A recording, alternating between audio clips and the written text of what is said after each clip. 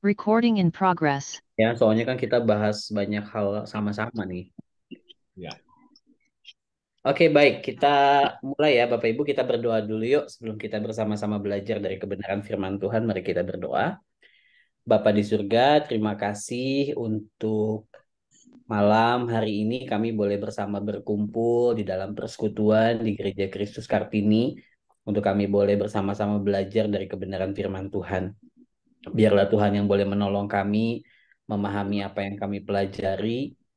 Terlebih kami juga boleh mengaplikasikannya di dalam kehidupan kami sebagai anak-anak Tuhan. Berkati untuk rekan-rekan kami yang mungkin sedang on proses, on the way untuk join di dalam Zoom kami malam hari ini. Biarlah Tuhan juga yang boleh memimpin mereka. Ini doa kami, hanya di dalam nama Tuhan Yesus kami berdoa. Amin. Oke, baik Bapak Ibu, mari kita bersama-sama perhatikan bagian firman Tuhan kita. Mungkin boleh buka Alkitabnya masing-masing ya. Dan juga tampilkan di sini sebentar. Oke, ini dia. Wahyu pasal 15 ayatnya yang pertama sampai dengan ayatnya ke-11 sampai dengan ayatnya yang ke-18.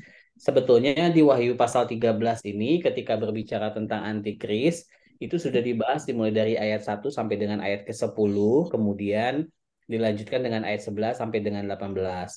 Nah, LAI membaginya menjadi dua bagian dan sepertinya itu juga cukup sinkron kalau kita perhatikan dengan beberapa terjemahan lain di Alkitab versi yang lain ya, di versi King James dan lain sebagainya misalnya, karena memang pas ayat 1 sampai dengan 10 membahas binatang yang pertama, sementara pasal ayat 11 sampai dengan 18 itu membahas binatang yang kedua. Nah, tapi kenapa saya memilih yang kedua ini? Karena yang kedua ini ada relate pembahasan terkait dengan simbol atau angka triple enam, gitu ya, kurang lebih. Mari sama-sama kita perhatikan. Saya bacakan buat kita semua ya Bapak Ibu ya untuk ayat firman Tuhannya. Bapak Ibu boleh sambil perhatikan kalau ada ayat-ayat yang perlu di-highlight, mungkin Bapak Ibu juga boleh eh, apa perhatikan ya. Oke. Dan aku melihat seekor binatang lain keluar dari dalam bumi dan bertanduk dua, sama seperti anak domba, dan ia berbicara seperti seekor naga. Ya, itu ada binatang lain, berarti memang ini ada binatang yang kedua. Dan seluruh kuasa binatang yang pertama itu dijalankan di depan matanya. Ia menyebabkan seluruh bumi dan semua penghuninya menyembah binatang pertama yang luka parahnya telah sembuh. Dan ia mengadakan tanda-tanda yang dahsyat. Bahkan ia menurunkan api dari langit ke bumi di depan mata semua orang. Ia menyesatkan mereka yang diam di bumi dengan tanda-tanda yang telah diberikan kepadanya untuk dilakukannya di depan mata binatang itu.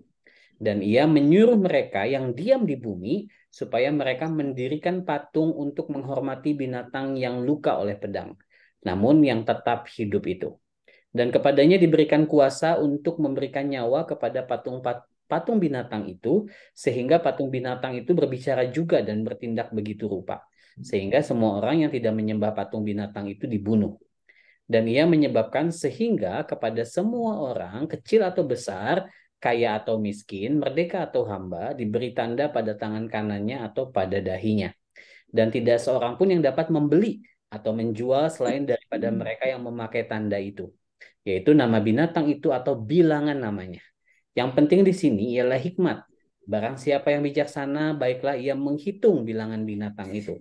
Karena bilangan itu adalah bilangan seorang manusia. Dan bilangannya ialah 666.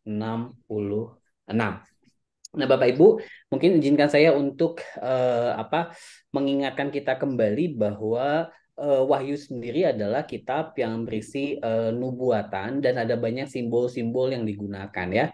Sehingga ketika kita membaca Wahyu, tentunya kita tidak bisa menginterpretasinya atau memahaminya secara literal. Ya, karena itu nanti ketika kita membahas bagian firman Tuhan ini, beberapa pertanyaan akan lebih saya tarik kepada kira-kira makna apa yang kita bisa dapatkan dari setiap statement atau pernyataan-pernyataan dari ayat-ayat yang ada. Oke, saya bacain dulu pendahuluannya ya Bapak Ibu ya. Bentar. Angka 666 dalam Wahyu 13 ayat 18 telah menjadi objek penafsiran yang sulit di sepanjang sejarah penafsiran kitab Wahyu. Jadi memang ini menjadi pro dan kontra karena ada cukup banyak orang yang kemudian mencoba menafsirkan berdasarkan persepsinya mereka ya. Bahkan ada satu orang yang bilang bahwa ini adalah bagian firman Tuhan yang sering didebatin gitu ya. Bahkan akhirnya menimbulkan ketidaksetujuan ketika mencoba mengidentifikasi arti dari makna atau makna dari 666 ini. Banyak orang menyangkut pautkan angka triple 6 dengan sesuatu yang menyeramkan. Ya, salah satunya dengan mengaitkan angka ini dengan setan atau film horor yang pernah ditonton.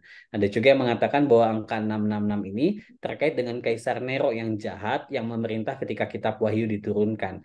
Lantas pertanyaannya adalah apa makna sesungguhnya? Nah, hari ini kita mau coba sama-sama menggalinya, tetapi kita mencoba mengobservasi mulai dari ayat 11. Jadi kita tidak hanya spesifik membahas ayatnya yang ke-18 ya. Oke. Nah, Bapak Ibu ketika membaca bagian firman Tuhan ini, ternyata ada sesuatu hal yang menarik nih. Kalau seandainya kita membandingkan Wahyu pasal 13 ini dengan Daniel, kitab Daniel di Perjanjian Lama, itu pasalnya yang ketujuh. Nah, coba boleh Bapak Ibu sambil membuka kitab Daniel, pasalnya yang ketujuh, itu mulai dari ayatnya yang ke, bentar ya, ayat 13. Nah, Bapak Ibu coba bandingkan ya.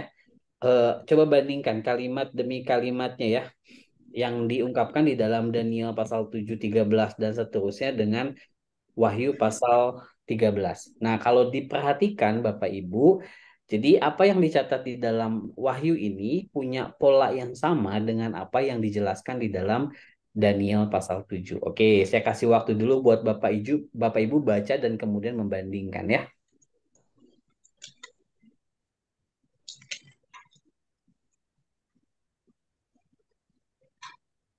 Mulai dari mungkin yang Daniel boleh dibaca mulai dari ayat 1 dan seterusnya Bapak Ibu ya boleh perhatikan. Walaupun mungkin tidak secara literal apa penempatannya sama, tetapi kalau misalnya lihat dari apa yang menjadi penglihatannya Daniel, ada beberapa hal yang nampak seperti sebuah kemiripan.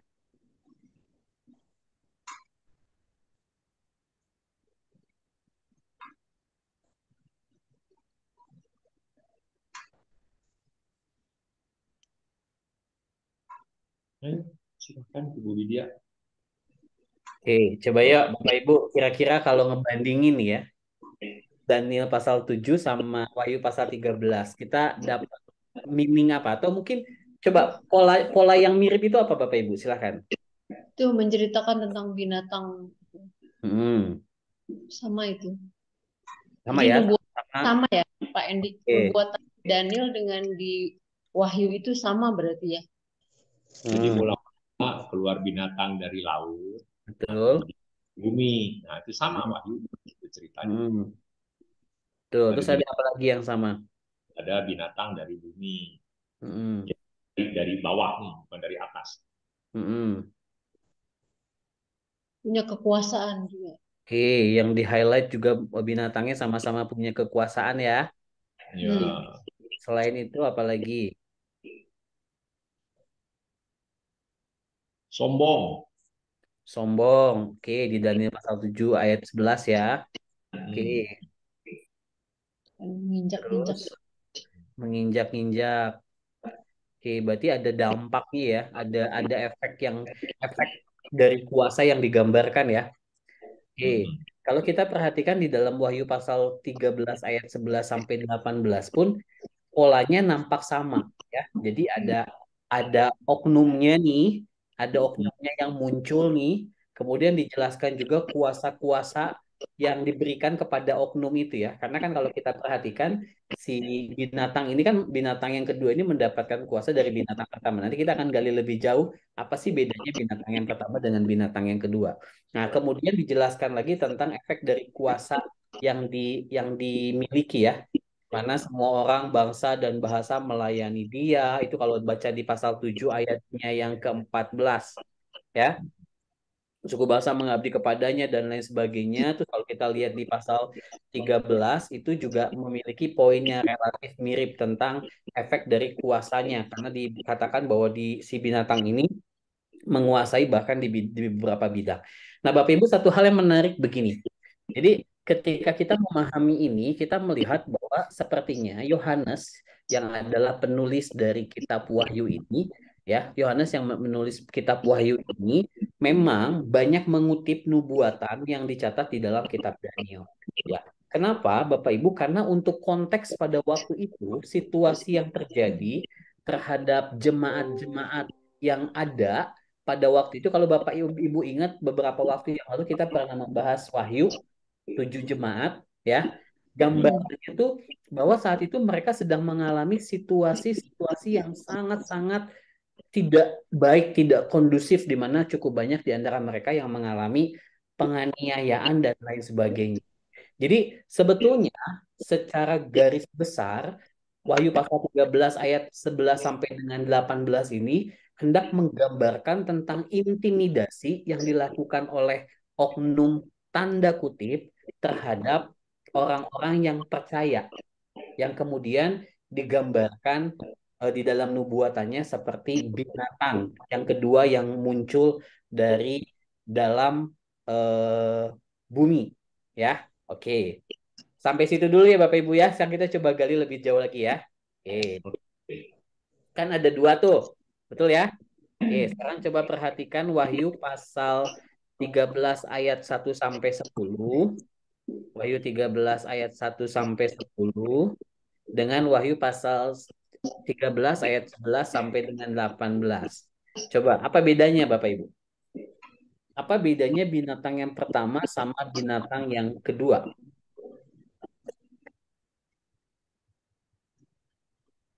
Sama. Pertama keluar dari dalam laut, yang Hmm. kedua dalam bumi. Dari dalam bumi. Oke, yang satu dari laut, yang satu dari bumi. Terus apa lagi? Yang kedua lebih jahat. Yang kedua lebih jahat ya, Bu?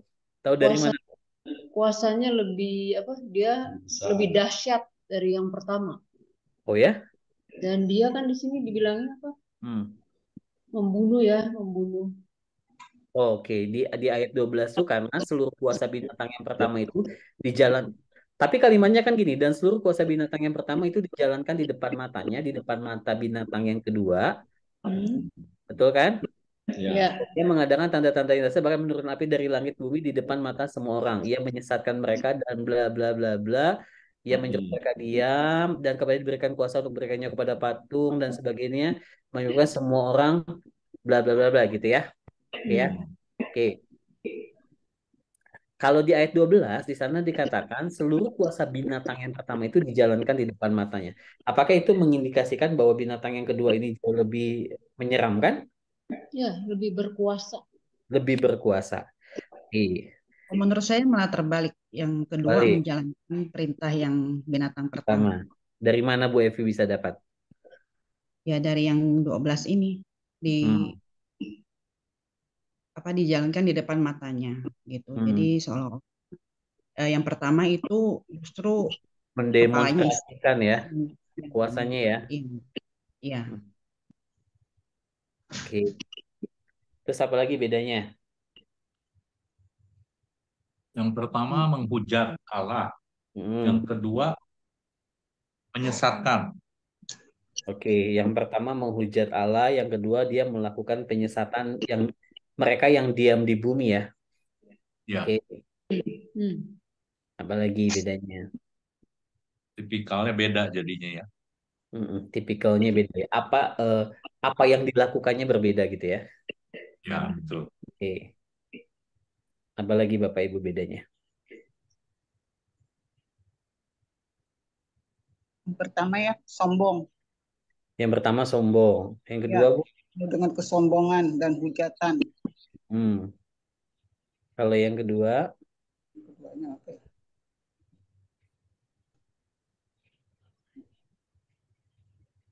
Semua dijalanin ya berarti sama ya. Hampir sama. relatif sama ya. Ya. Oke. Tapi coba lihat ayat ayatnya yang ke-14. Dia Saya menyesatkan bacain ya. Ia Ya. menyesatkan mereka yang diam di bumi dengan tanda-tanda yang telah diberikan kepadanya untuk dilakukannya di depan mata binatang itu, di depan binatang yang pertama kan. Dan ia menyuruh mereka yang diam di bumi supaya Mendirikan patung. untuk menghormati siapa? Binatang yang luka oleh pedang tuh yang Nah, binatang yang luka oleh pedang namun tetap hidup. Itu binatang yang berapa yang disuruh dibikinin patungnya? Yang pertama kan? Nah, yang pertama. Jadi kalau kita lihat dari situ tuh, Bapak Ibu, jadi kita punya gambaran ternyata, tapi memang banyak penafsir juga menafsirkan bahwa binatang pertama itu justru menunjuk pada antikris yang akan muncul sebagai pemimpin, gitu. Nah, sementara binatang kedua ini kalau boleh pakai istilah yang lain, ini asistennya, gitu ya. Jadi justru dia melakukan dan mengadakan tanda-tanda mujizat untuk menyembah kepada binatang yang pertama. Nah, ada satu orang penafsir namanya tuh Hendriksen. Dia bilang begini, dua binatang ini digambarkan, binatang pertama adalah monster yang sangat menakutkan. Binatang kedua mempunyai penampilan yang tidak berbahaya. Dan karena alasan itu ia bahkan lebih berbahaya dan karena alasan itu bahkan ia bisa lebih berbahaya dari binatang yang pertama. Binatang pertama keluar dari laut, binatang kedua muncul dari tanah atau bumi. Binatang pertama adalah tangan iblis, binatang kedua adalah pikiran iblis. Binatang pertama mewakili kuasa yang menganiaya bangsa-bangsa, sementara binatang kedua itu menyimbolkan agama-agama palsu atau filsafat-filsafat dari dunia ini.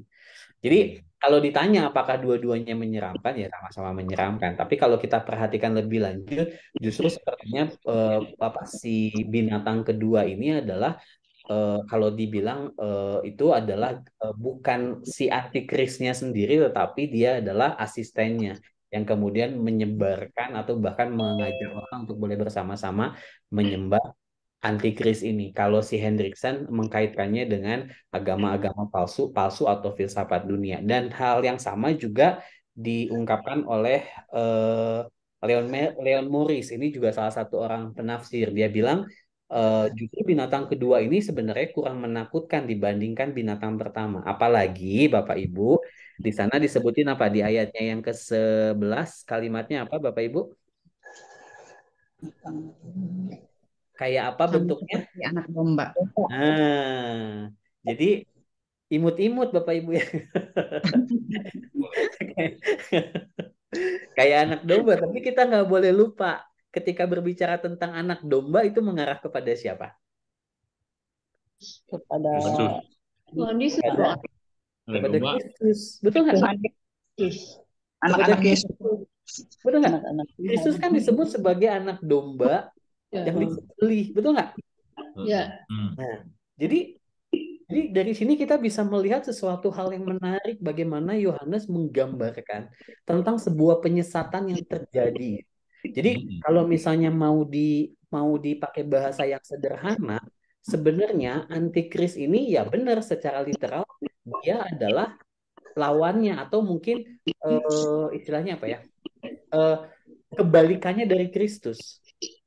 Tapi menggunakan filosofi atau penggambaran yang sama disebut seperti anak domba.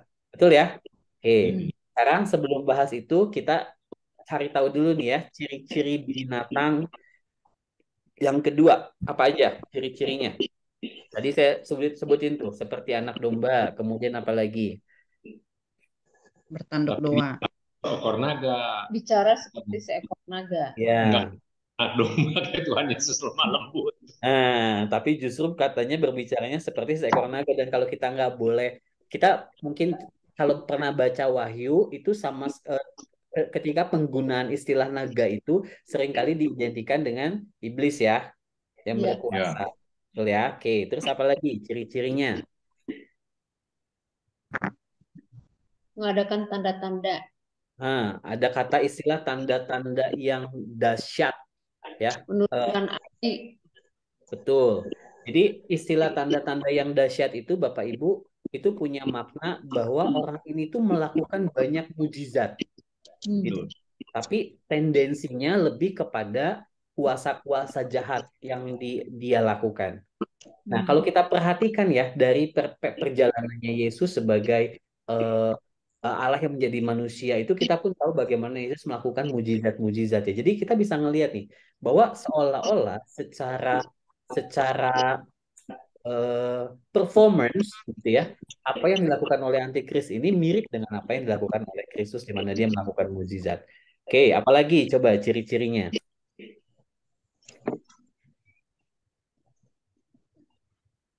Apalagi Bapak Ibu, selain melakukan mujizat, tanda-tanda yang dahsyat. Dia bisa memberikan nyawa kepada patung binatang. Memberikan nyawa itu part of mujizat yang dia lakukan ya. Kemudian menyesatkan, betul nggak? Hmm. Menyesatkan kan disuruh semua orang itu menyembah patung yang pertama, gitu kan ya? Oke, terus ada lagi tuh ciri yang lain apa? Bisa berbicara ya. Bisa berbicara ya? Ada di mana, Bu? Benar, pasti bisa berbicara lah. Gimana dia bisa menghasut ya kan kalau nggak berbicara, bener nggak? Dan memberikan kuasa Kan dia kan dibilangnya gitu tuh. Dibilangnya dia menyesatkan mereka, menyuruh mereka yang semua dia untuk mendirikan patung kan pasti berarti ya memang bisa mengkomunikasikan sesuatu ya. Tuh. Itu bisa bicara juga. Benar. Walaupun tidak eksplisit diungkapkan di sini ya. Oke, apalagi. Jahat, tidak memberikan pengampunan kepada yang tidak mengikut. Oke. Tidak nah Sebetulnya ini mungkin kelihatan nih Bu. Kelihatan nggak kelihatan karena kalau jahat orang nggak mau ikut. Nah ini dia caranya ini yang bahaya kalau saya lihat. berbahayanya apa Pak? Bunuh semua orang yang Tapi orang yang tidak menyembah patung. Iya betul. Nah itu dia orang dipaksa menyembah ke sesuatu yang bukan Kristus gitu. Jadi Kristus itu dianggap bohong. Kan itu yang nanti datang kalau menurut saya itu begitu. Kan sekarang kita percaya nih sama Yesus. Nanti ada suatu kekuatan yang mengatakan, oh itu bukan Mesias, itu salah gitu. Nah itu mulai terjadi. Ya. Nah kita goyah di situ. Betul. Dan memang kalau kita tarik ke dalam Daniel, kisah Daniel, Bapak Ibu ingat ya? Tahu dong ya kisah Daniel ya? Daniel bersama dengan rekan-rekannya ada siapa aja? Sadrah, Sadrah, Mesah, dan Abednego. Apa yang terjadi dengan mereka? Mereka mau bikin gua singa untuk menyembah siapa? Nebukadnezar ya, menyembah raja ya. Tapi mereka nggak mau tetap menyembah Tuhan kan? Lalu mereka dimasukkan ke dalam gua singa. Kemudian apalagi? Yang Sadrah, Mesah, dan Abednego-nya dikemanain? Dibakar ya kalau nggak salah ya. Nah, perapian yang menyala-nyala, betul ya? Nah, jadi ternyata di dalam kisah di dalam Daniel itu ada satu istilah, Bapak Ibu. Istilahnya itu adalah jadi orang-orang yang disebut sebagai maskilim atau mereka yang memiliki insight, gitu ya. Orang-orang yang memang Tuhan kasih karunia itu, orang-orang yang tetap setia kepada Tuhan, mereka mendapatkan penganiayaan. Jadi apa yang terjadi itu nubuat yang Daniel lihat di dalam mimpinya itu sepertinya mirip nih dengan apa yang diungkapkan di dalam Wahyu pasal 13 ini. Bagaimana binatang yang kedua itu kemudian mengupayakan sesuatu supaya orang-orang yang tidak menyembah binatang yang pertama itu kemudian mereka dibunuh. Nah, Bapak Ibu bisa bayangin ya. Satu sisi yang Pak Luki tadi bilang, ketika dia mampu menyesatkan, berarti kan dia punya kemampuan mempengaruhi yang sangat baik, gitu ya. Dia mempengaruhi orang supaya menyembah binatang yang pertama dan kemudian menyatakan bahwa binatang pertama itu sebagai pribadi yang memang layak disembah. Nah, tapi ketika ada orang-orang yang berusaha mempertahankan imannya, orang-orang itu eksplisit sekali di dalam Wahyu dikatakan bahwa mereka kemudian akan dibunuh. Nah, pertanyaannya adalah di sepanjang zaman ini kan sebetulnya kita juga mengalami situasi yang sama, walaupun mungkin di konteksnya kita nggak sampai segitunya. Betul nggak? Tapi kalau kita mengacu kepada di dalam perjalanan bapak-bapak gereja, bahkan mungkin kita lihat perjalanan umat Allah, mereka-mereka yang memilih imannya kepada Tuhan, mereka itu justru memang mengalami penganiayaan bahkan cukup banyak di antara mereka sampai akhirnya dibunuh. Nah, Bapak Ibu, itu yang kemudian menjadi dasar bagi banyak orang mencoba menginterpretasikan atau mencoba untuk menerjemahkan istilah 66 itu kepada oknum-oknum tertentu. Ya, di antaranya ada yang kemudian mengaitkan dengan Nero, ada yang mengaitkan bahkan dengan Hitler, dengan perhitungan-perhitungan yang mereka buat gitu. Nah, tapi hari ini saya mau ajak kita untuk memahami 66 ini bukan dari perspektif ahli-ahli matematika itu ya, yang mencoba mengkaitkan antara bilangan 66 ini dengan oknum-oknum tertentu. Jadi ada satu istilah tuh. Jadi perhitungan itu tuh ada satu istilah, sebentar ya, istilahnya itu adalah gramatia kalau saya nggak salah. Jadi istilah itu mengacu kepada cara orang-orang itu mencoba untuk melakukan perhitungan apakah 66 itu sebetulnya berbicara tentang oknum tertentu. Nah, tapi kan persoalannya ketika itu dikaitkan dengan oknum tertentu, berarti udah selesai dong. Betul nggak? Iya. Misalnya ketika dikaitkan sama Hitler, udah selesai dong. Oh, Hitlernya udah nggak ada kok. Ketika dikaitkan dengan, misalnya dikaitkan dengan Nero, udah selesai dong. Gitu ya. Iya. Nah, padahal maksudnya bukan seperti itu. Oke, kita coba lanjut lagi ya. Oke, next. Oke, sekarang kita coba telah dulu apa makna binatang itu bertanduk seperti anak domba tapi berbicara seperti seekor naga. Nah, coba ya Bapak Ibu, apa menurut Bapak Ibu? Kalau kita sebagai orang yang awam deh, sederhana, ketika ada ungkapan bahwa binatang itu penampakannya kayak anak domba, punya tanduk dua, tapi berbicara seperti seekor naga. Kira-kira maknanya apa? Tuh, serigala berbulu domba. Waduh, serigala. Kayak gimana Bu serigala berbulu domba? Pura-pura Maka baik, berbulu domba kan. berpura-pura baik, Pura-pura baik, tapi apa? tapi sebenarnya dia ya jahat, banyak maksud Benar. gitu. Oke. Cara bicaranya nggak sesuai ya, nggak sama ya, seperti penampakannya ya. Oke, ada lagi yang lain yang mau kasih pendapat? Seperti Kayak iblis, penipu ya. Nipu, oke. seperti Penuh iblis kasih, yang lemah lembut, tapi punya power luar biasa.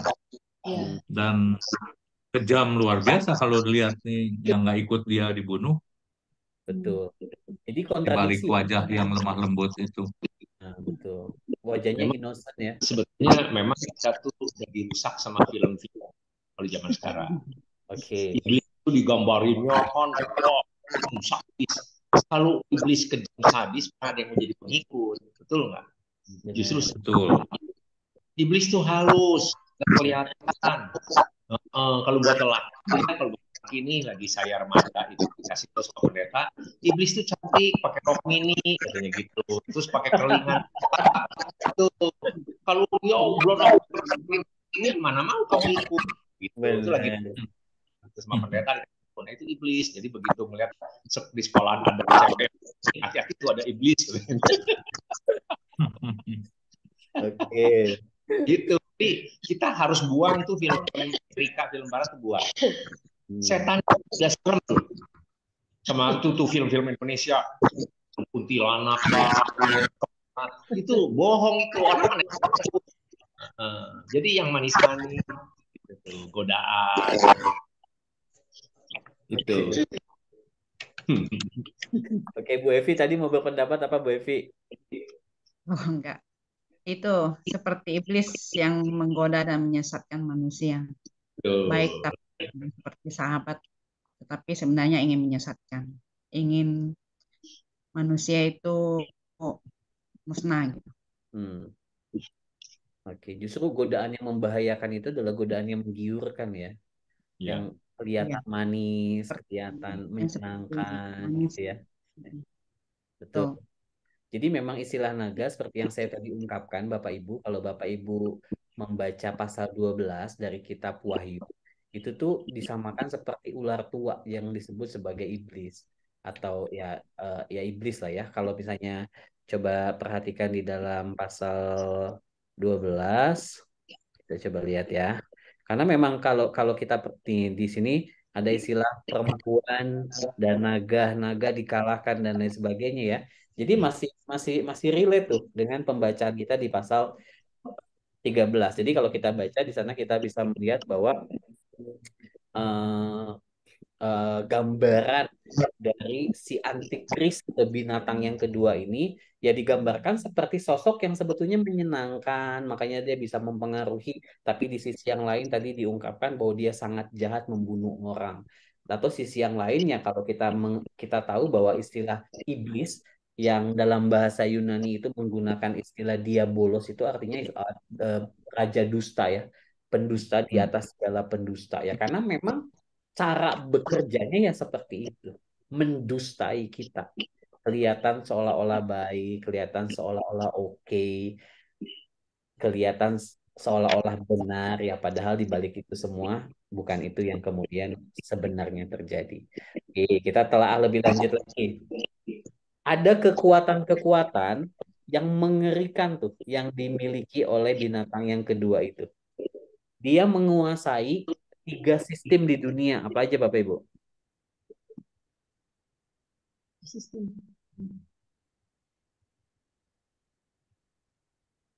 Sistem. Apa aja? Membeli dan menjual selain pada mereka yang memakai tanda itu. Berarti menguasai apa? Bisnis Ekonomi. ya. Betul kan? Ekonomi ya. Nah, itu berbicara tentang ekonomi. Makanya kan banyak orang kemudian mengaitkan gini. Sebenarnya jadi nggak salah juga ya ketika mencoba menerjemahkannya secara literal, kemudian dikaitin bahwa, wow nanti nih kita kalau jadi orang Kristen nih nggak punya chip atau kita nggak punya barcode yang ada namanya nggak bisa belanja katanya. Tapi sekarang itu bisa belanja ya. Nggak punya kan nggak boleh pakai cash. Iya, sekarang pakai sistem ini ya, QRIS ya. Iya. Nah, tapi kan pertanyaannya adalah apakah memang itu dipahami secara literal seperti itu? Enggak. Enggak. Enggak. Nanti kita akan coba sama-sama memahami ya, apa sih maksud dari tanda di lengan sama tanda di dahi.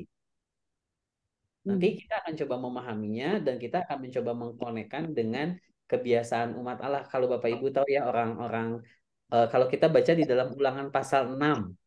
Ya. Ada apa di Ulangan pasal 6? Itu hendaklah Ya, engkau tanda. memberi tanda Memberi tanda. Tuhan ya, firman Ya. Tuhan. Betul. Pemala itu dibilang di mana? Suruh tangan itu. Suruh tulis ya di situ. Tulis ya kan diletakkan di mana di Dahi dan di tangan dan di tiang itu masalah. Betul. Itu ya perintah Allah ya, yang kasihilah Tuhan Allahmu dengan segenap hatimu, yang disuruh ajarkanlah berkali-kali kepada anakmu. Betul? Iya, betul. Gitu. Nah, kalau kita perhatikan di dalam bagian itu sebenarnya jadi orang Yahudi itu memang punya kebiasaan, Bapak Ibu.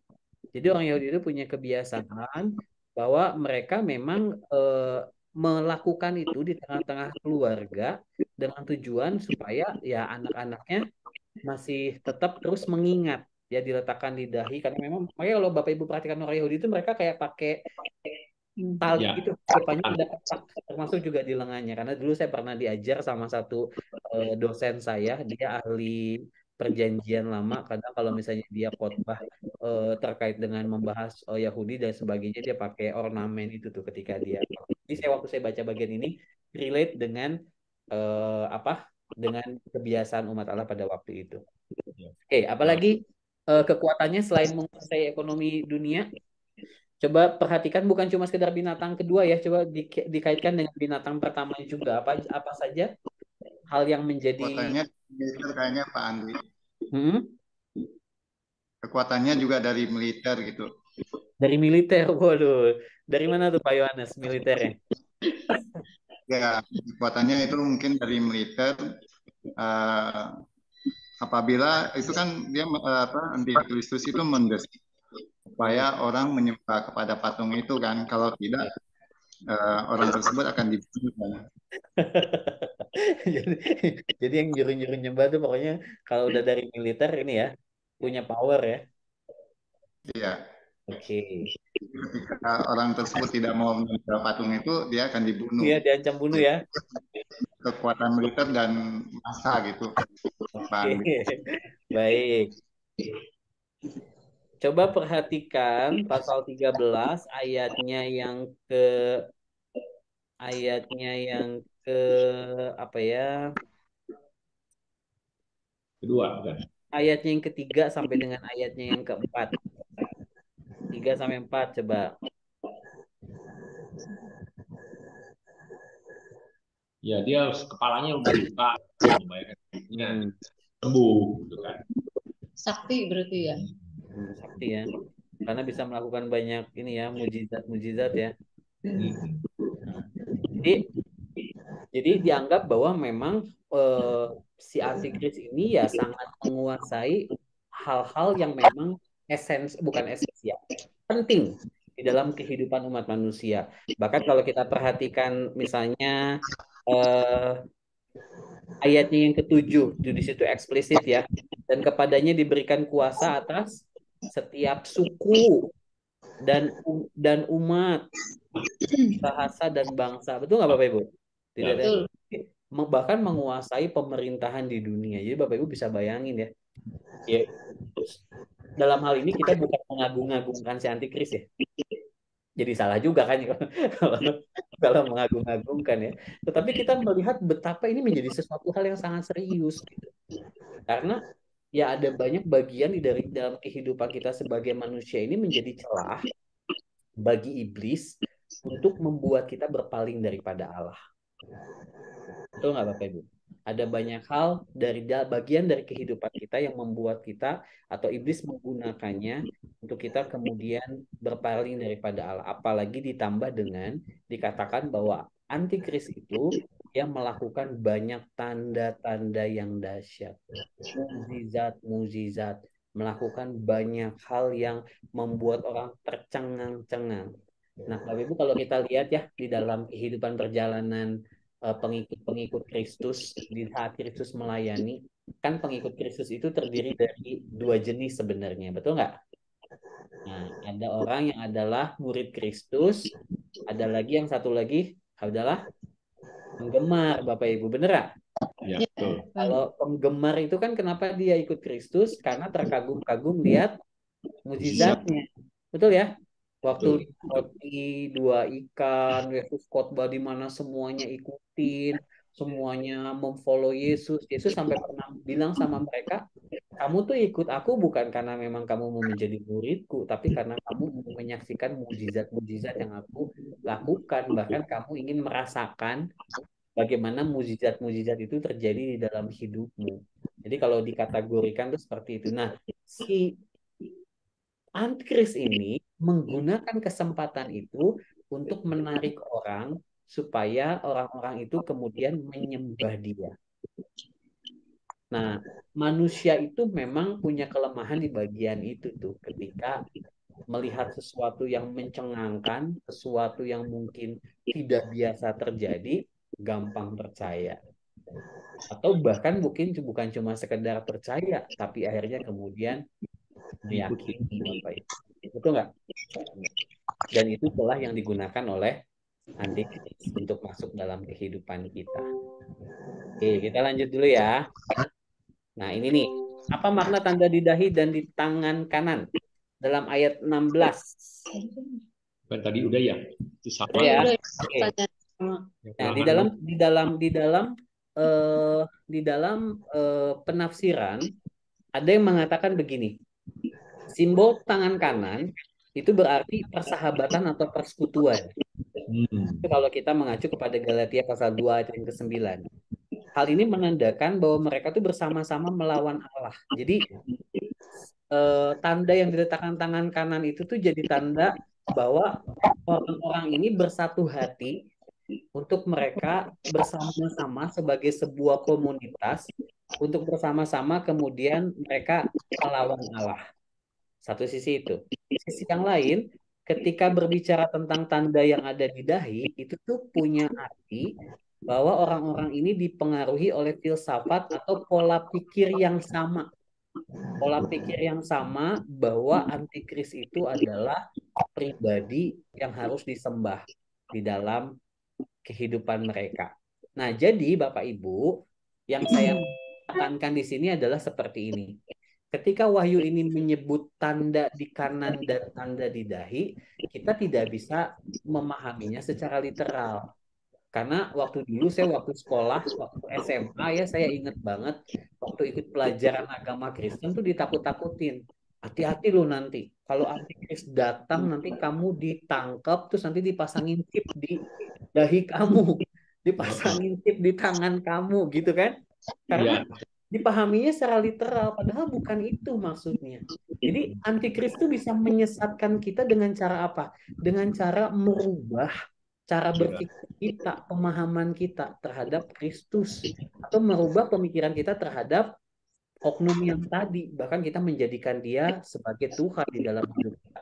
Dan menjadi semakin mengerikan adalah ketika kita bergandengan tangan untuk bersama-sama berpaling daripada Kristus dan menyembah kepada oknum itu atau kepada iblis itu.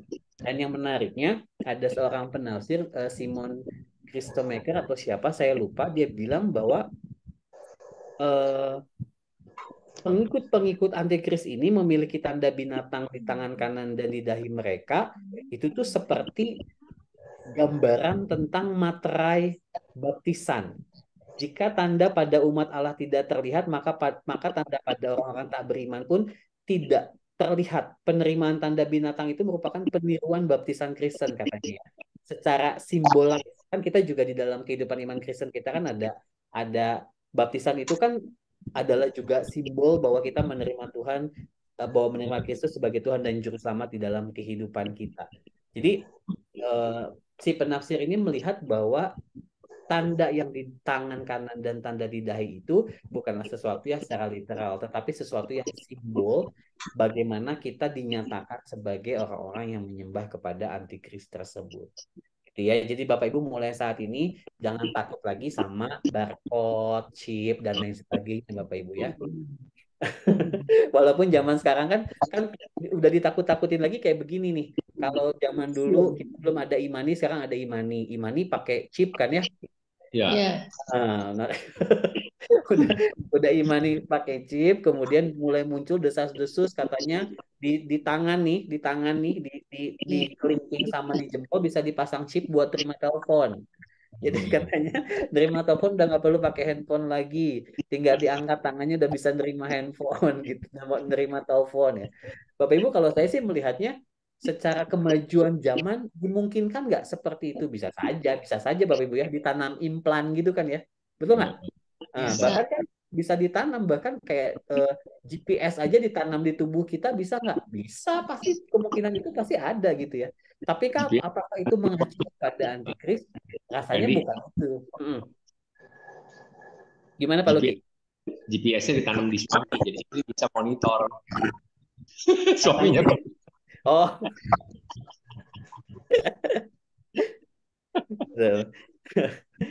Nah, tapi masalahnya adalah seringkali itu yang kemudian dikaitkan dengan antikris. Makanya akhirnya ada orang-orang tertentu yang anti teknologi. Jangan menerima kemajuan teknologi. Gimana Bu Widya? Ini di dunia zaman sekarang ini kan LGBT sedang marak ya. Anggapan sebagian orang yang sesat itu katanya LGBT itu mereka itu kan apa sih, kelainan lahir. Nah, sedangkan kata pendeta apa? Yakub Susah katanya kan 1% itu sebenarnya yang kelainan. Nah, di Belanda sendiri kata pendeta Stanley itu LGBT kan mulai disahkan itu, dilegalkan. Pendeta katanya yang tidak mau kita yang tidak mau menikahkan LGBT itu kan dia dikeluarkan, ditangkap atau dikeluarkan. Nah, apakah ini juga antikris ya? Nah, jadi gini, bentuk-bentuk penyesatan. Jadi gini sebenarnya, bentuk-bentuk penyesatan yang terjadi untuk menyembah iblis itu kan bentuknya tidak selalu dalam bentuk misalnya kita bakar kemenyan, kemudian tiba-tiba muncul kayak jin asap, tidak selalu kayak begitu ya. Makanya kenapa kan dibilang tanda di dahi itu adalah pemahaman-pemahaman atau filosofi-filosofi yang dimana kebenaran itu akhirnya dikompromikan gitu. Jadi ketika itu adalah sesuatu hal yang benar, ya diputar-balikan. Makanya kan kenapa pakai istilah di dalam Wahyu ini wajahnya seperti domba, tapi dia suaranya kayak naga. Sesuatu yang permisif, sesuatu yang seolah-olah indah, sesuatu yang seolah-olah manusiawi gitu kan ya. Memang, wah itu kan hak asasi dan lain sebagainya. Tapi kalau kita mengacu lagi kepada kebenaran, itu kan tidak sesuai. Tapi memang betul sih, persoalannya adalah ada banyak negara-negara yang kemudian melegalkan dan atas dasar yang menjadi standarnya itu adalah hak asasi manusia. Karena di dalam DSM 4 kalau nggak salah nih ada Pak Dokter Biantoro yang mungkin juga suka baca ya. Psikologi dibilang dulunya itu dianggap sebagai dianggap sebagai penyakit psikologi, selain ya istilahnya gitulah ya, penyakit kejiwaan dulunya. Tapi di dalam perkembangannya itu dianggap sebagai pilihan orientasi seksual. Jadi lebih kepada dianggap seperti itu. Makanya kenapa kemudian muncul peraturan-peraturan di mana semua orang diminta di negara-negara tertentu diminta bahwa orang-orang ini diakomodir dan diperbolehkan dan punya hak yang sama seperti orang-orang yang notabene adalah bukan kaum LGBT. Kayak gitu sih, Bu. Tapi kalau mengacu kepada ini ya, ini kan filosofi yang diangkatnya tidak sesuai dengan kebenaran. Ini mungkin lebih ke simptomnya, bentuk-bentuknya. Hal-hal yang muncul akhirnya nih, implikasi praktisnya itu tuh. Pemahaman-pemahaman seperti itu dianggap sebagai sesuatu hal yang oke. Ya. Betul. Nah, tapi kalau saya lihat gereja di Indonesia ini belum siap ya. Maksudnya tuh belum ada tindakan gereja apapun gitu, khotbah atau apa itu yang menyentuh hal itu ya. Padahal di kehidupan sehari-hari kan sudah terjadi ya, dan banyak di sekeliling kita gitu. Nah ini kayaknya gereja kurang tanggap ya kalau menurut saya sih. Kurang tanggap hal itu. Karena memang kan yang diurusin gereja kan kompleks ya, Bu. Tapi saya setuju sih. Karena gini, berbicara tentang LGBT pun juga itu nggak sesimpel yang dibayangkan. Jadi bukan cuma sekedar tentang berbicara tentang wah itu dosa, itu nggak boleh. Bukan cuma sekedar itu. Karena dari perspektifnya orang-orang yang bergumul dengan ini pun sendiri sebetulnya mereka pun punya pergumulan tersendiri. Sama kayak kita deh misalnya ya. Misalnya ada kita-kita yang bergumul misalnya dengan kebiasaan berjudi misalnya. Punya kebiasaan nonton film porno misalnya. Kebiasaan selingkuh. Nah, kebiasaan berzina. Mungkin kita tidak sama seperti mereka, tapi misalnya sama-sama suka pergi ke panti pijat plus-plus. Kan karena at the end kan arahnya tuh mirip tuh. Sebetulnya kan lebih kepada pemenuhan atau perilaku seksual yang kemudian muncul. Gitu kan ya? Di mana mereka kemudian ya disebut sebagai melakukan seks bebas dan lain sebagainya. Tapi kalau menarik ke belakang lagi, cukup banyak sebenarnya di antara mereka sendiri bergumul. Apakah mereka tahu itu dosa? Tahu. Tapi kalau ditarik lebih jauh sebenarnya banyak di antara mereka itu bergumul. Makanya sebenarnya kalau pendekatannya gereja, kalau menurut saya yang paling penting itu adalah pelayanan pastoral terhadap mereka-mereka yang bergumul dengan hal itu. Apakah gereja menolak mereka? Gereja tidak boleh menolak mereka. Tapi bukan berarti gereja menyetujui atau membenarkan. Beda ya. Gereja tidak menolak mereka, tapi justru gereja harus melayani mereka. Melayani mereka, menolong mereka dengan pergumulan yang mereka miliki supaya mereka jangan menghidupi perilakunya. Pergumulannya pasti ada sama kayak kita ketika kita misalnya bergumul untuk suka nonton film porno, pasti itu tetap terbayang-bayang dan rasa inginnya tuh pasti tetap ada gitu. Tapi kita punya pilihan untuk mengendalikan. Jadi kalau saya melihatnya pendekatan gereja harusnya pelayanan pastoral sih buat mereka. Di khotbah penting, tapi yang paling penting adalah pelayanan pastoral. Sama seperti ketika kita melayani jemaat-jemaat yang jatuh dalam dosa. Kita nggak bisa ngejudge mereka, wah ini dosa, ini nggak boleh, nggak bisa. Tapi justru kita harus memikirkan pelayanan yang pastoral yang merangkul bukan untuk membenarkan, tapi membimbing mereka untuk melakukan hal yang baik. Gitu. Oke, kita jadi ngomongin LGBT ya. Bukan. Betul. boleh komen sedikit Boleh, silahkan ini Pak. tentang LGBT. Itu LGBT kalau masuk di ini ilmu kedokteran jiwa itu istilahnya masuk ke deviasi seksual ya. Penyimpangan seksual ada 13 macam gitu. Ya.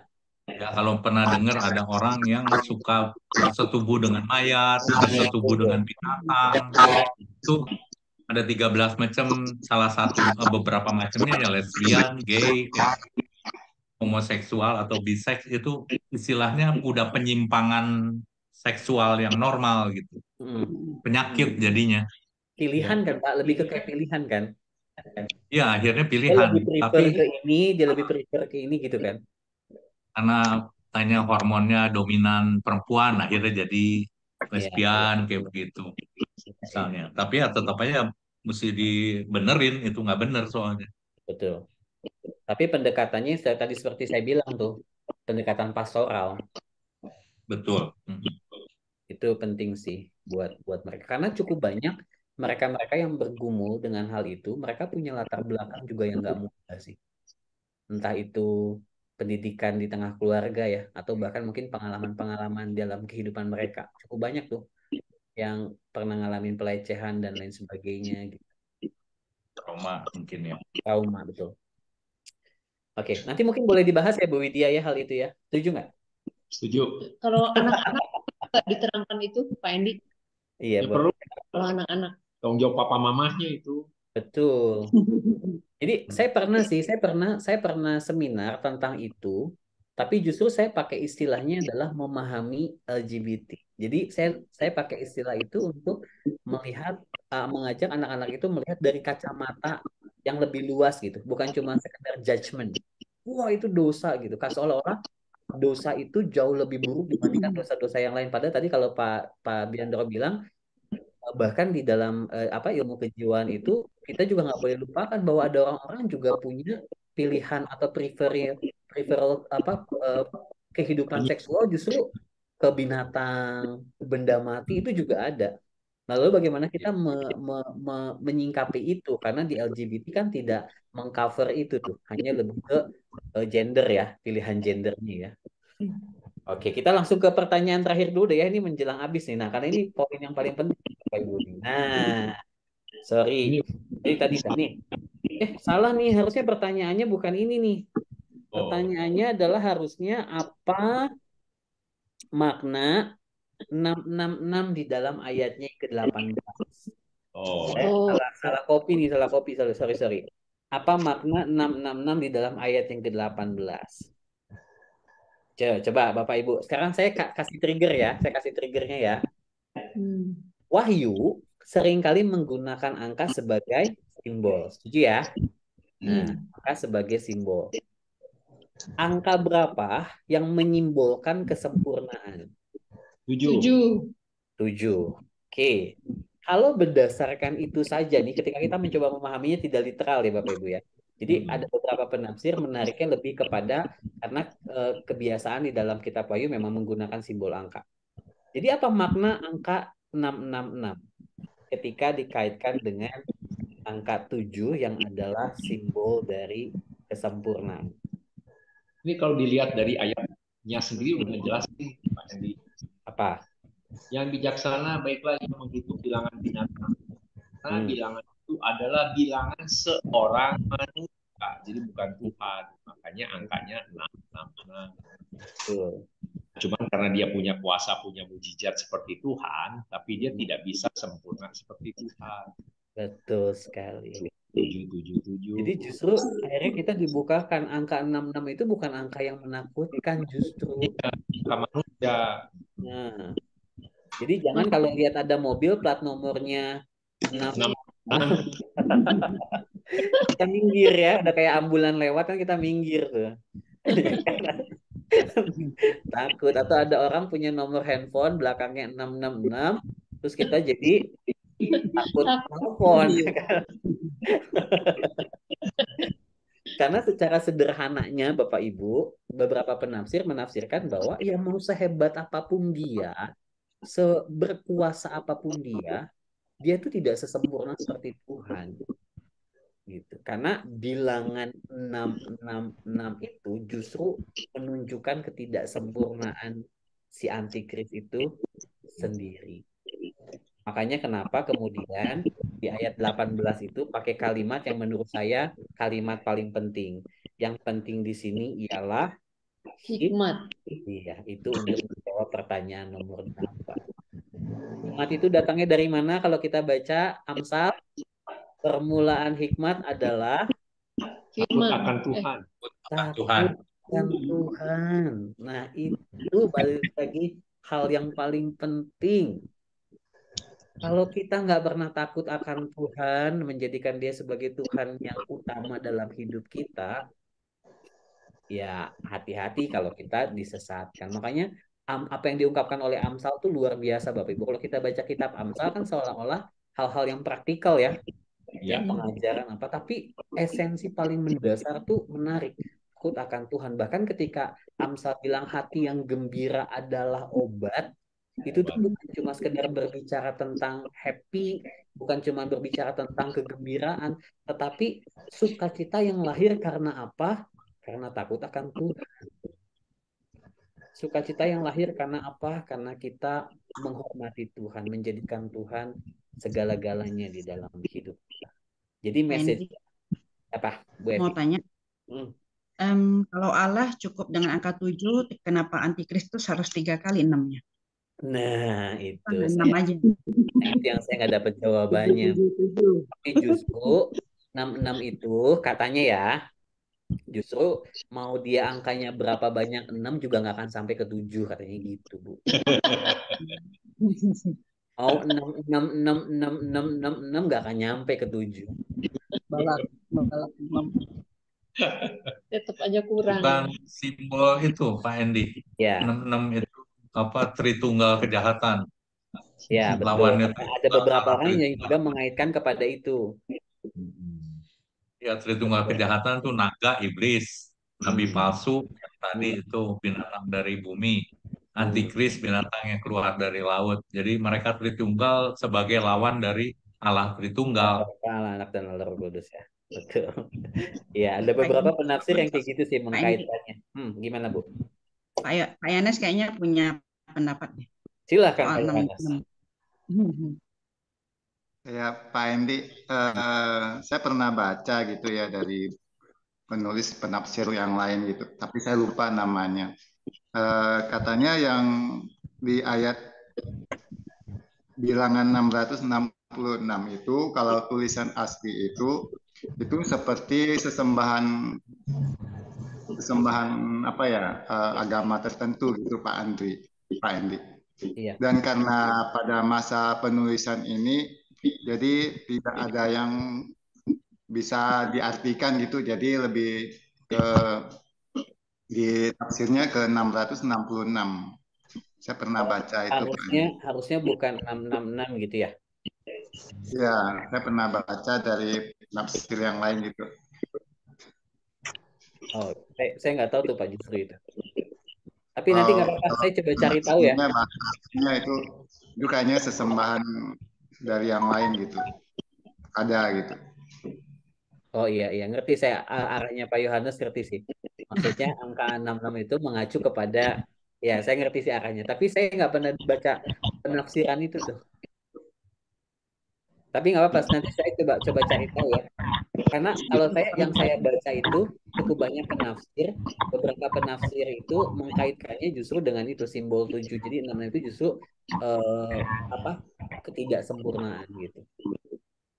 Lalu itu penafsiran itu dari orang Advent, saya pernah belajar bahwa dia menafsirkan angka 66 itu ada tertulis di itu topinya Paus. Nah, jadi itu misalkan 66 itu hanya simbol apalah gitulah. Cuman setelah saya tahu, oh itu ajaran yang salah ya, saya nggak pelajari lagi. Oke. Saya bacanya dari referensi dulu ya, udah mungkin 10 tahun yang lalu gitu. Lebih dari 10 tahun yang lalu.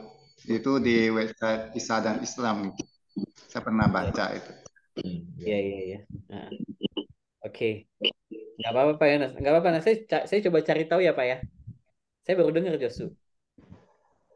Mungkin karena saya bacanya yang tafsiran-tafsiran yang lurus-lurus kali ya. Soalnya menarik memang ada beberapa penafsir tuh mencoba. Jadi gini ya, mungkin karena manusia itu punya rasa ingin tahu yang besar ya. Jadi mencoba untuk memahami 66 ini pakai segala cara. Yang tadi saya bilang tuh, ada satu satu orang namanya Irenaeus, dia pakai gematria. Jadi dia pakai bahasa Ibrani. Bahasa Ibrani itu ada Aleph, Bet, Gamel, Dalet, He, Vav, bla bla bla bla gitu kan.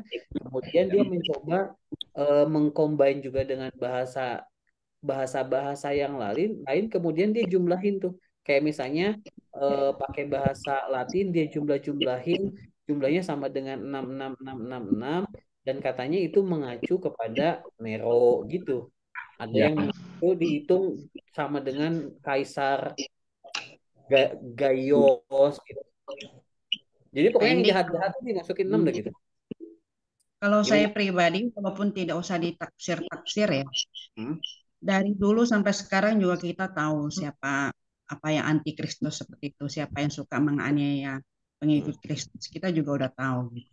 Jadi dari dulu sampai sekarang, apalagi ke depannya dia akan lebih berkuasa dan kalau disatukan dengan ayat kita itu lebih menjurus ke sana. Betul. Hmm.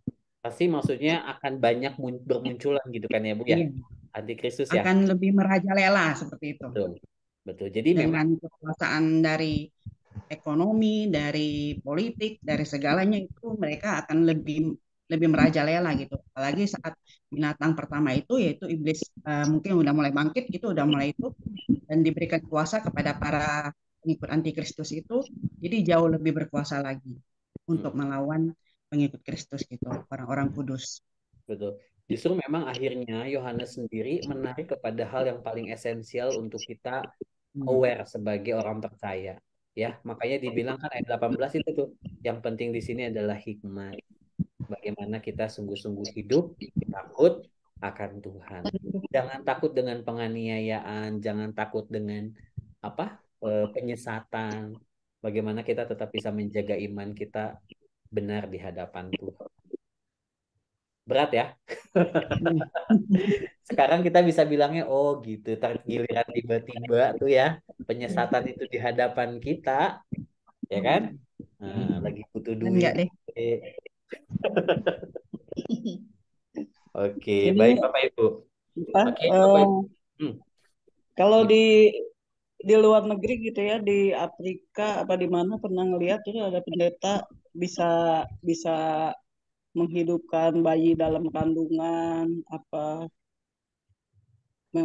mukjizat-mukjizat yang dia turunkan itu banyak pengikutnya itu Pak. Gimana itu? Jangankan di luar negeri Bu, yang kemarin nyembuhin yang patah tulang aja banyak pengikutnya. Iya, itu salah satunya. Ya. Sama Oh, yang kalau yang menghentikan hujan. Pastor Andi Simon itu gimana tuh Pak? Oh, saya nggak tahu tuh Bu. Siapa Bu? Pastor Andi Simon, dia juga bisa menyembuhkan orang, bisa cuma ditepak dadanya aja gitu. Oh. Dari Kalimantan. Bisa sembuh. YouTube banyak. Iya, di Andi YouTube Simon, banyak. Pak Edi, Andi Simon yang suka Saya coba menyembuhkan. pelajari dulu Bu ya, saya lihat dulu. Andi Simon yang suka menyembuhkan yang itu yang pastor ya Bu Lili. Iya betul. Ya pastor. Bu Gia gimana pendapatnya? Intinya Bu Lili kita mengarahkan iman kita kepada Yesus bukan kepada mukjizat gitu. Jadi kalau Tuhan Yesus mengizinkan apapun bisa aja terjadi, nggak melalui Pak Pastor Simon, nggak melalui siapa-siapa, bisa aja terjadi dengan angin pun juga bisa gitu. Jadi intinya siapapun yang mengarahkan iman kita kepada mukjizat atau kepada hal-hal yang lain di luar Kristus, bagi saya itu sudah menjadi antikristus gitu. Karena iman kita hanya tertuju kepada Kristus. Begitu, Bu. Iya ya. Tapi kalau dia melakukannya dalam nama Yesus gitu, Ibu gimana? Iya bingung ya. sebetulnya gini, kalau banyak orang yang berseru-seru kepada aku minggu lalu kan, nama Yesus, nama Yesus. Tapi aku tidak Tapi dia mengenalmu. tidak menghidupi kebenaran itu, ya berarti sesuatu hal yang di luar tidak kebenaran selalu ya. itu kan selalu orang melakukan mujizat, mungkin juga dia juga perpanjangan tangan Tuhan. Betul. Bisa juga. Betul, bisa Saya juga. Betul. Orang tadi itu siapa? Cuman kalau kecuali jadinya mengarah ke dia, memuliakan nama dia, mungkin baru itu sesuatu yang nggak baik. Tapi kalau memang Tuhan mengizinkan seseorang buat melakukan mujizat-mujizat kan bisa. Betul. Tapi ya kita ingat waktu Yesus pun dulu melakukan mukjizat, semua orang berkerumun, akhirnya Yesus selalu menghindari orang banyak itu gitu ya. Tapi kalau orang sekarang melakukan mukjizat dan mendekati diri pada kamera gitu, nah itu mulai kita waspada gitu. Karena Yesus pun melakukan mukjizat itu dikejar-kejar orang banyak, lalu dia bersembunyi, lalu dia menghindar karena dia tahu bahwa motivasi mereka bukan lagi terarah kepada iman yang sebenarnya, tapi mengarah pada untuk mendapatkan sesuatu. Nah, kalau mukjizat udah menjadi sesuatu hal yang diekspos, benar bahwa segala sesuatu Allah kalau berkehendak bisa memakai apa saja juga untuk melakukan mukjizat gitu. Tapi kalau ciri-cirinya sudah mau mendekati kamera dan dijadwal dan di apa, itu kayaknya kita memetakan pola pekerjaan Allah dalam matematika kita. Begitu kira-kira rumusannya, Bu Lili. Sekarang yang mengekspos itu para netizen, Bu. Betul. Yang benar dia nggak punya kamera. Nggak percaya, cuman kok bingung ya, banyak yang ngikutin gitu. banyak yang ikut ini juga gitu. Tapi kan di percaya gitu.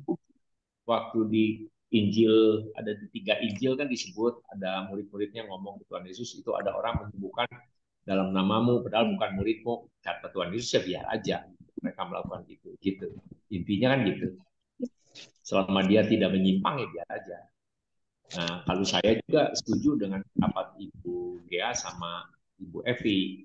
Maksudnya gini, kalau ada orang yang punya mukjizat, dia melakukan penyembuhan dan membawa jiwa lebih percaya kepada Yesus, itu tujuannya dulu itu oke. Tapi kalau yang sudah mulai pakai kamera lalu ikut followernya banyak, nah itu memang mulai jadi tanda tanya. Betul Ibu Gea gitu. Nah yang jelas kalau saya sakit sampai parah gimana pun ya saya nggak akan datang ke Simon gitu. Datangnya ke dokter. Sendiri aja. Dokter Biantoro.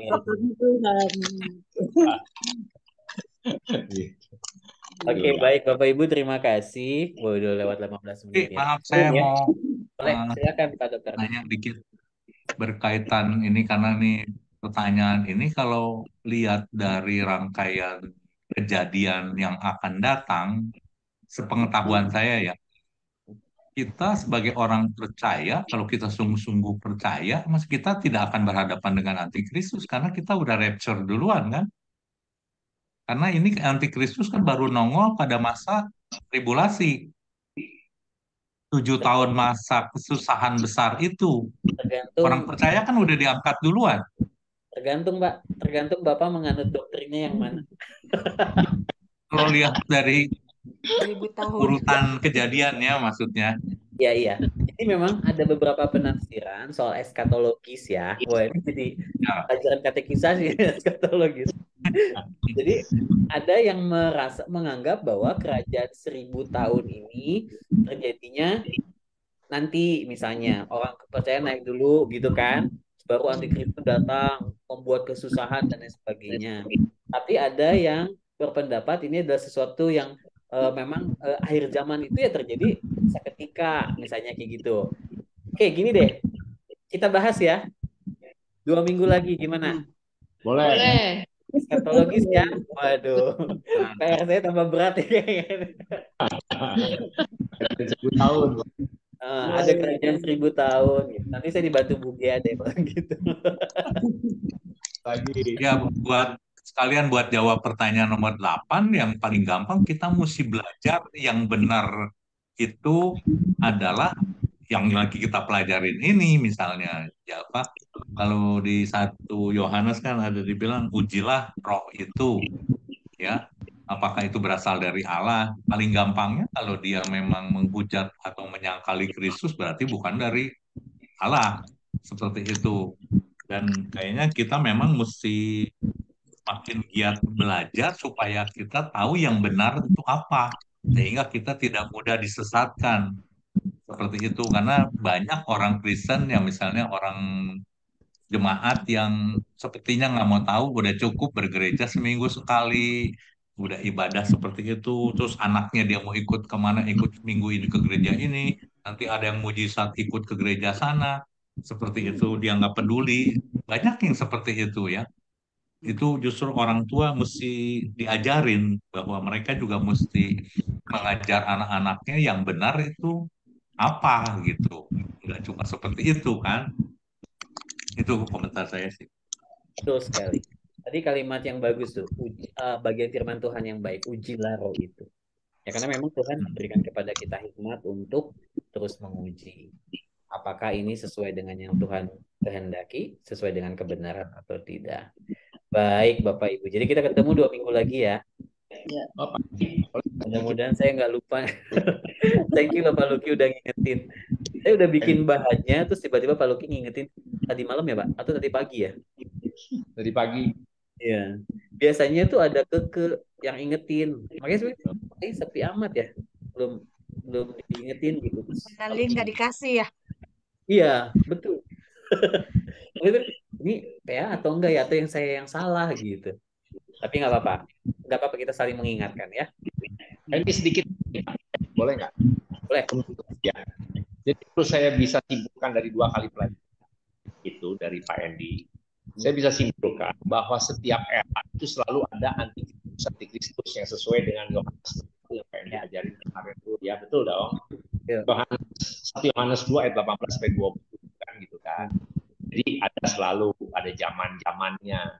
Tapi nanti di tiap zaman itu juga ada antikristus yang betul-betul powerful, tapi juga belum sampai menggoncangkan dunia.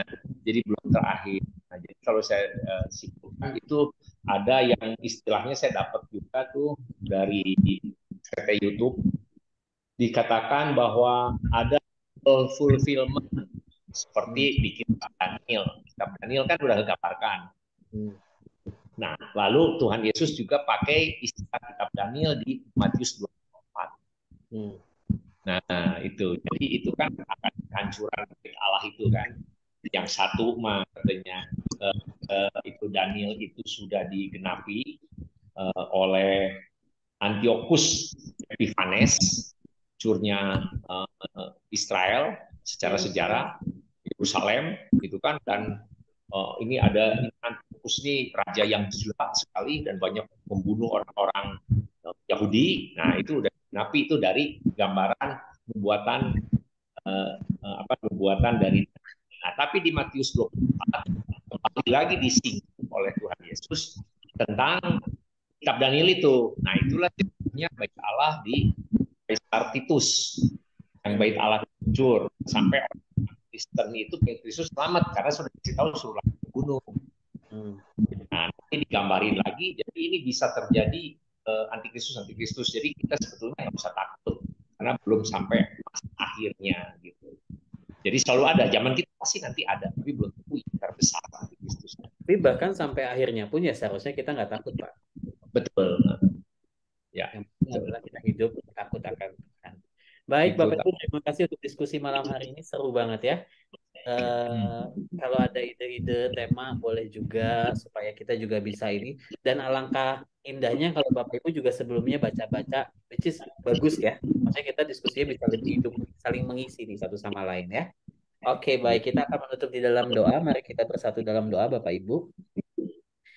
Bapak di surga, terima kasih malam ini kami boleh berdiskusi, belajar sama-sama dalam segala keterbatasan yang kami miliki, tapi biarlah Tuhan terus menolong kami punya kemauan dan keinginan untuk terus belajar, tapi biarlah ini juga boleh menjadi refleksi yang mengingatkan kami bagaimana seharusnya kami menjalani hidup sebagai anak-anak Tuhan.